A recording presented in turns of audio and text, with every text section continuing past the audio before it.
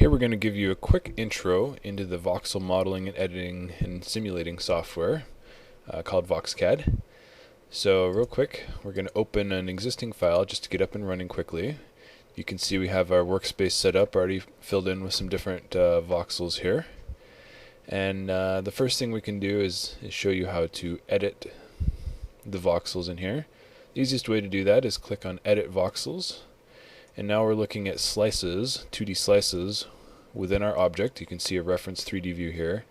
And as I hold Control and scroll the mouse wheel, or click layer forward and back, you can see I'm changing the layer that I'm looking at.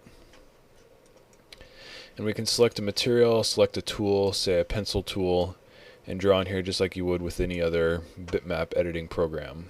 And if you want to create empty regions, you can set the erase material.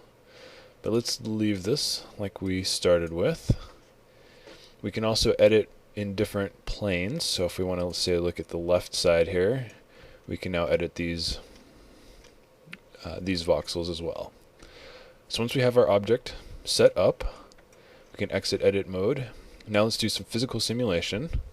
So first we have to set up some regions that'll be fixed and some that'll have forces applied. So here my green region I've set up as fixed.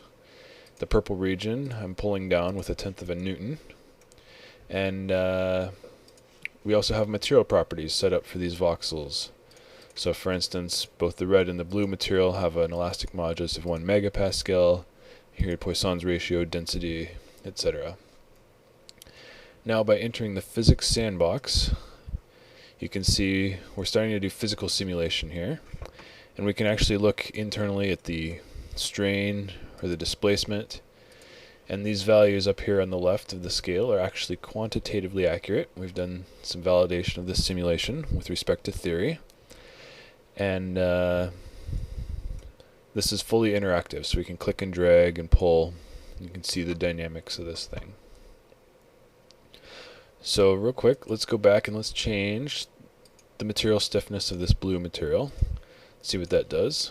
So blue, go to the model, let's set the elastic modulus to 1/10 of a megapascal.